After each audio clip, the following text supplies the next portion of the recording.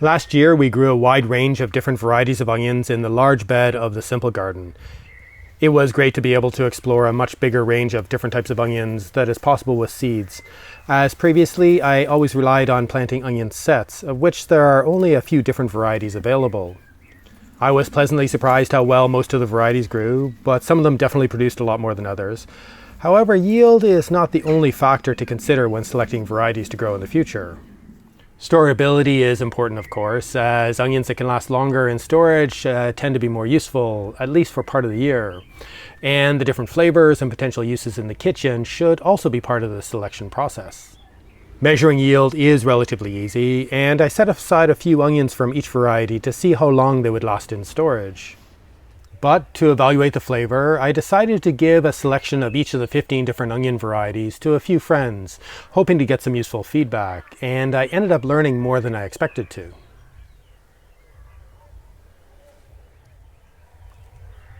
We have conducted several vegetable variety trials over the past few years, with the goal of finding varieties that thrive in our local conditions and to explore the diversity of options available. In Ireland, the lack of onion diversity in the stores is reflected in the limited range of onion sets for purchase, consisting mainly of the typical yellow-skinned storage onions and a few red options. So I wanted to include a few unconventional options in the trial, as well as a selection of the more typical types of onions. Trials like this have limitations, of course, as not all of the onions are best sown at the same time or even grown in the same way. This trial was also impacted by my lack of experience growing onions from seed, germination issues from some of the older seed, and the seedlings were a bit stressed before transplanting. But I was pleasantly surprised how well most of the 15 different varieties grew, with very few issues of bolting or rotting in the garden bed, and an overall yield of over 9 kilograms per square meter. This was significantly better than in previous years when we grew a similar crop from onion sets, which convinced me that growing from seed was probably a better option, especially considering the diversity of onions that grew well in this first trial. Based on the yield and appearance of each variety from this one trial, and before taking storability or taste into consideration, I decided to pick 3 of them that produced quite well to grow in the other gardens this season, including a hybrid standard type of onion, a really large variety, and one with interesting rose coloring inside.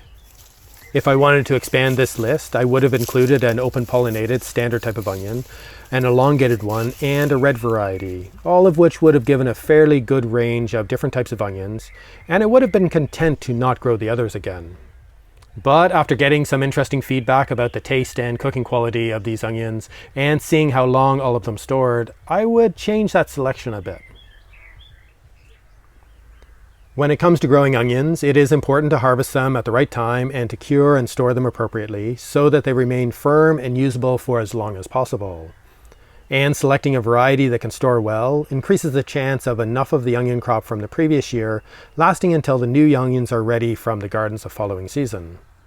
To test the storability of the onions we grew, I selected 3 onions of each variety and hung them in our cool and dry pantry.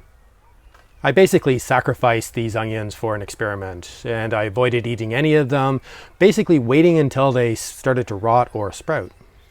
Out of all of these onions, only 2 rotted in storage so far, which is less than in previous years, and perhaps this is a benefit of growing from seed rather than from using onion sets. But with such a small sample size, I don't know if this is just a random occurrence or an issue with these particular varieties. 2 of the longer varieties sprouted much earlier than the others, which was expected as these varieties are not meant to be storage onions, but still managed to last until the winter. By March, 1 or 2 of the onions in 5 more varieties had started to sprout, but the rest remained in good shape. And by the end of April, only 3 of the varieties still had firm onions that had not started to sprout yet. The remaining onions from the 2 varieties that had rotted earlier in the winter were still in good condition, and another 3 varieties had only just started to sprout. So these 8 varieties all had decent storage ability, with some possibly better than others, and the other 7 varieties did not store as well, at least in this one trial. I had also kept 3 huge onions from one variety that had grown separately in a grow bag, and these sprouted significantly earlier than the smaller onions from the same variety that were grown in the soil. So the growing conditions, the time of harvest, or the size that the onions grow to can all potentially influence how long onions can keep. So it's not just about the variety. I now realize that I used to place too much emphasis on the storability of onion varieties, when in reality we only need onions that store really well for a few months of the year.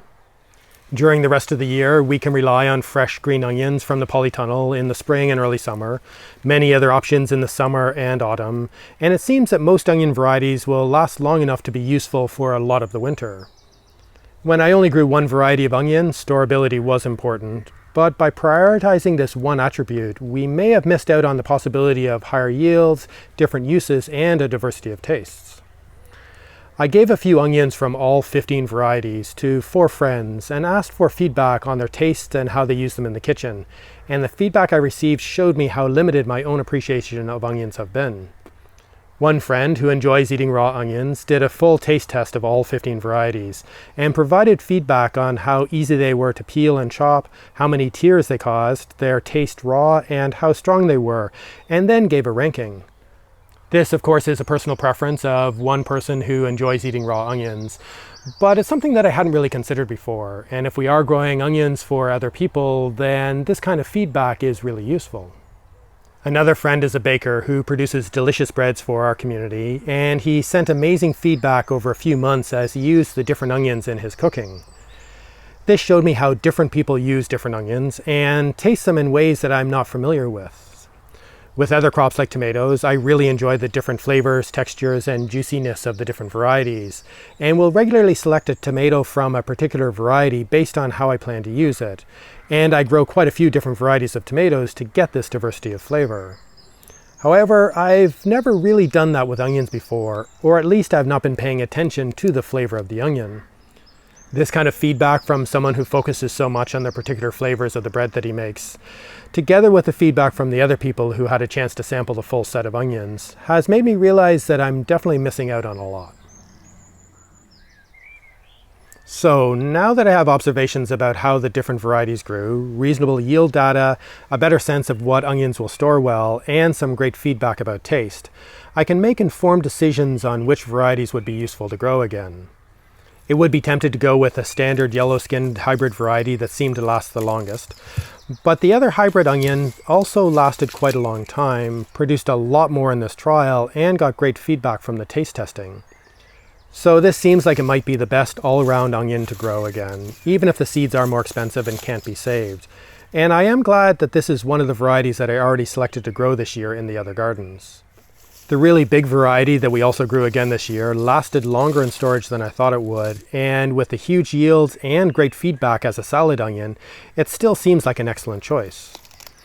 The third variety that I already selected to grow this year also got great feedback from the tasting trial and stored reasonably well, so I'm happy to keep growing this attractive open-pollinated variety. Another productive general-purpose variety that I thought would make the cut didn't store very well and didn't rate very highly in the taste test, which is a shame as I'm saving seeds from this open-pollinated variety this year. I had dismissed another really productive variety because a few of the bulbs split open at the base, and it didn't store very well, but it got excellent feedback from the taste test. I wonder if some of the issues with this variety were because the germination was so poor from the old seed that there were very few plants in that section, and they all got too big, causing them to split open and not last as long as they could, so I might need to rethink this one. Of the 3 red onions that we grew, the variety that produced the biggest yield also seemed to last the longest in storage, and got fairly good feedback about its flavor, so this variety seems like a one to choose for a red onion.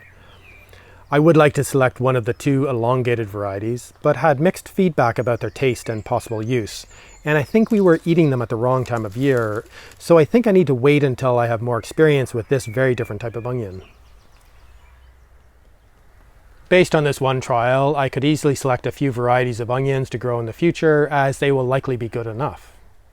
But there are still questions about a few of the varieties, and different weather conditions each season could lead to significantly different results, especially if there's a lot of downy mildew around, as I don't know how resistant any of these varieties would be to that problematic infection. So I thought it would be worth doing another variety trial, especially as some of the older seeds in my collection may not be viable for much longer. We planted the full set of 15 onion varieties in the smaller polytunnel as an overwintering crop, and to see how they would all do in these very different growing conditions. The plants have already grown quite large, and we plan to harvest a lot of them to try as fresh onions rather than waiting for them to dry and cure. We have also repeated the trial in the simple garden this year, with all 15 varieties sown earlier this spring, and we have made sure that there are similar densities for all of the plants, which I think was an issue with a few of the varieties last year. In the other 4 family scale gardens, we are growing 3 different varieties, and while I'm still fairly content with this selection, there's no significant reason why I would not grow even more varieties. I used to grow onions as a basic storage crop, with only a few onions harvested fresh in the early summer, and I think I need to expand my approach to growing onions. Although the range of onion varieties available may not be as extensive as it is for crops like tomatoes, I have learned from the trial last year that there is still a wonderful diversity of onions available, particularly if we expand our use of onions in the kitchen. And for me, this would involve paying closer attention to the qualities of different onions and to learn how to appreciate the flavor of raw onions again.